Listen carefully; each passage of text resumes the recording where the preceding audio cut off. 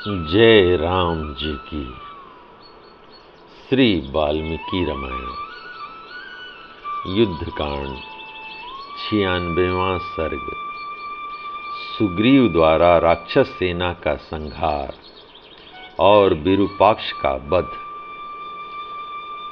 इस प्रकार जब रावण ने अपने बाणों से वानरों के अंग भंग कर डाले, तब वहां धराशायी हुए बानरों से वह सारी रणभूमि पट गई। रावण के उस असह्य बाण प्रहारों को वे बानर एक क्षण भी नहीं सह सके, ठीक वैसे ही जैसे पतंग जलती आग का स्पर्श क्षण भार भी नहीं सह सकते हैं। राक्षस राज के तीखे बाणों की मार से पीड़ित हो वे बानर उसी तरह चीखते चिल्लाते हुए भागे, जैसे दावानल की ज्वालाओं से घिरकर जलते हुए हाथी चित्कार करते हुए भागते हैं। जैसे हवा बड़े बड़े बादलों को छिन्न भिन्न कर देती है, उसी प्रकार रावण अपने बाणों से बानर सेनाओं का संहार करता हुआ सम्रांगण में विचरने लगा। बड़े वेग से बानरों का संहार करके वह राक्षस राज सम्रांगण में जूझने के लिए तुरंत ही श्री रामचंद्र जी के पास जा पहुंचा। उधर सुग्रीव ने देखा वानर सैनिक रावण से खदेड़े जाकर समर भूमि से भाग रहे हैं। तब उन्होंने सेना को स्थिर रखने का भार सुषेण को सौंपकर स्वयं ही शीघ्र ही युद्ध करने का विचार किया। सुषेण को अपने ही समान पराक्रमी वीर समझकर उन्होंने सेना की रक्षा का कार्य उन्हें सौंपा और स्वयं वृक्ष लेकर शत्रु के सामने प्रस्थान किया। उनके अगल बगल में और पीछे समस्त वानर युद्धपति बड़े बड़े पत्थर और नाना प्रकार के वृक्ष लेकर चले। उस समय सुग्रीव ने युद्ध में उच्च स्वर से गर्जना की और प्रलय काल में बड़े बड़े वृक्षों को उखाड़ फेंकने वाले वायुदेव की भांति उन विशालकाय वानर राज ने विभिन्न प्रकार की आकृति वाले बड़े बड़े राक्षसों को गिरा गिरा कर मथ एवं कुचल डाला। जैसे बादल वन में पक्षियों के समुदाय पर ओले बरसाता है, उसी प्रकार सुग्रीव राक्षसों की सेनाओं पर बड़े बड़े पत्थरों की वर्षा करने लगे। वानर राज के चलाए हुए शैल खंडों की वर्षा से राक्षसों के मस्तक कुचल जाते और वे ढहे हुए पर्वतों के समान धराशायी हो जाते। इस प्रकार सुग्रीव की मार से जब सब ओर राक्षसों का विनाश होने लगा तथा वे भागने और आर्तनाद करते हुए पृथ्वी पर गिरने लगे, तब विरूपाक्ष नामक दुर्जय राक्षस हाथ में धनुष ले अपना नाम घोषित करता हुआ रथ से कूद पड़ा और हाथी की पीठ पर जा चढ़ा। उस हाथी पर चढ़कर महाबली विरूपाक्ष ने बड़ी भयानक आवाज में गर्जना की और वानरों पर वेगपूर्वक धावा किया। उसने सेना के मुहाने पर सुग्रीव को लक्ष्य करके बड़े भयंकर बाण छोड़े और डटे हुए राक्षसों का हर्ष बढ़ाकर उन्हें स्थिरतापूर्वक स्थापित किया।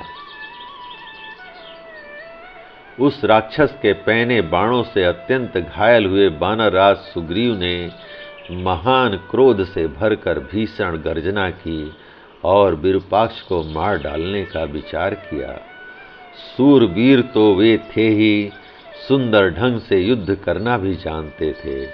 अतः एक वृक्ष उखाड़कर वे आगे बढ़े और अपने सामने खड़े हुए उसके विशाल हाथी पर उन्होंने उस वृक्ष को दे मारा। सुग्रीव के प्रहार से घायल हो वह महान गजराज एक धनुष पीछे हटकर बैठ गया और पीड़ा से आर्तनाद करने लगा। पराक्रमी राक्षस विरूपाक्ष उस घायल हाथी की पीठ से तुरंत कूद पड़ा और ढाल तलवार ले शीघ्रतापूर्वक अपने शत्रु सुग्रीव की ओर बढ़ा। सुग्रीव एक स्थान पर स्थिरतापूर्वक खड़े थे। वह उन्हें फटकारता हुआ सा उनके पास जा पहुंचा। यह देख सुग्रीव ने एक बहुत बड़ी शिला हाथ में ली जो मेघ के समान काली थी। उसे उन्होंने विरूपाक्ष के शरीर पर क्रोधपूर्वक दे मारा। उस शिला को अपने ऊपर आती देख उस परम पराक्रमी राक्षस शिरोमणि विरूपाक्ष ने पीछे हटकर आत्मरक्षा की और सुग्रीव पर तलवार चलाया। उस बलवान निशाचर की तलवार से घायल होकर वानर राज सुग्रीव मूर्छित होकर थोड़ी देर धरती पर पड़े रहे। फिर सहसा उछलकर उन्होंने उस महासमर में मुट्ठी बांधकर विरूपाक्ष की छाती पर वेगपूर्वक एक मुक्का मारा। उनके मुक्के की चोट खाकर निशाचर विरूपाक्ष का क्रोध और बढ़ गया और उसने सेना के मुहाने पर उसी तलवार से सुग्रीव के कवच को काट गिराया। साथ ही उसके पैरों का आघात पाकर वे पृथ्वी पर गिर पड़े। गिरे हुए सुग्रीव पुनः उठकर खड़े हो गए और उन्होंने उस राक्षस को वज्र के समान भीषण शब्द करने वाले थप्पड़ से मारा। सुग्रीव के चलाए हुए उस थप्पड़ का बार वह राक्षस अपने युद्ध कौशल से बचा गया और उसने सुग्रीव की छाती पर एक घूसा मारा। अब तो वानरराज सुग्रीव के क्रोध की सीमा न रही। उन्होंने देखा कि राक्षस ने मेरे प्रहार को व्यर्थ कर दिया और अपने ऊपर उसका स्पर्श नहीं होने दिया। तब वे विरूपाक्ष पर प्रहार करने का अवसर देखने लगे। तदंतर सुग्रीव ने विरूपाक्ष के ललाट पर क्रोधपूर्वक दूसरा महान थप्पड़ मारा, जिसका स्पर्श इंद्र के वज्र के समान दुस्सह था। उससे आहत होकर विरूपाक्ष पृथ्वी पर गिर पड़ा। उसका सारा शरीर खून से भीग गया और वह समस्त इंद्रिय गोलकों से उसी प्रकार रक्त बमन करने लगा जैसे झरने से जल गिर रहा हो। उस राक्षस की आंखें क्रोध से घूम रही थीं। वह फेन युक्त रुधिर में डूबा हुआ था। वानरों ने देखा विरूपाक्ष अत्यंत करूप नेत्र वाला और भयंकर हो गया है। खून से लथपथ हो छटपटाता करवटें बदलता तथा करुणाजनक आर्तनाद करता है।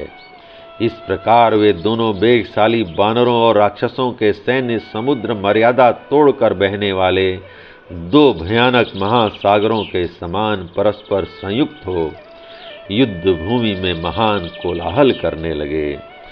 वानरराज सुग्रीव के द्वारा महाबली विरूपाक्ष का वध हुआ देख वानरों और राक्षसों की सेनाएं एकत्र हो बढ़ी हुई गंगा के समान उद्वेलित हो गईं। एक ओर आनंद जनित कोलाहल था तो दूसरी ओर शोक के कारण आर्तनाद हो रहा था। जय राम जी की। इस प्रकार श्री वाल्मीकि निर्मित आर्ष रामायण आदि काव्य के युद्ध कांड का 96वां सर्ग प्रभु श्री राम की कृपा से पूर्ण हुआ। जय राम जी की।